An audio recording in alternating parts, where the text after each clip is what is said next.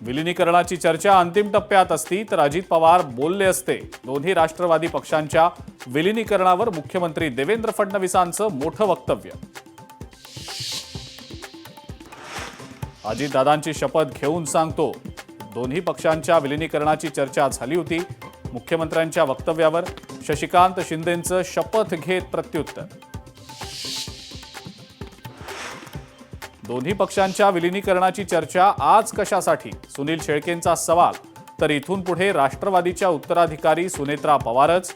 राष्ट्रवादीच्या अध्यक्षपदासंदर्भात सुनील शेळकेंचं वक्तव्य. राष्ट्रवादी काँग्रेसच्या राष्ट्रीय अध्यक्षपदी माझी नियुक्ती नाही. अध्यक्षपदी नियुक्तीच्या चर्चांमध्ये कोणतंही तथ्य नाही. खासदार प्रफुल्ल पटेलांचं स्पष्टीकरण. 1 एप्रिलपासून नवा आयकर कायदा होणार लागू. केंद्रीय अर्थमंत्री निर्मला सीतारामन यांची बजेटमध्ये घोषणा.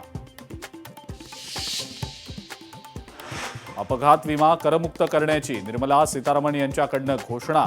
सर्वसामान्यांसाठी मोठा निर्णय. आयकर रिटर्न आता 31 ऑगस्टपर्यंत भरता येणार. निर्मला सीतारामन यांनी केली घोषणा.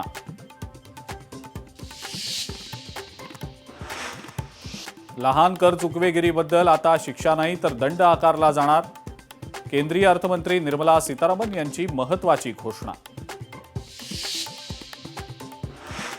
आता शाळेतच मिळणार रील्स बनवण्याचे धडे. कंटेंट क्रिएशनसाठी सरकारची नवी योजना. देशातील 15,000 शाळा आणि 500 महाविद्यालयांमध्ये कंटेंट क्रिएटर लॅब सुरू होणार.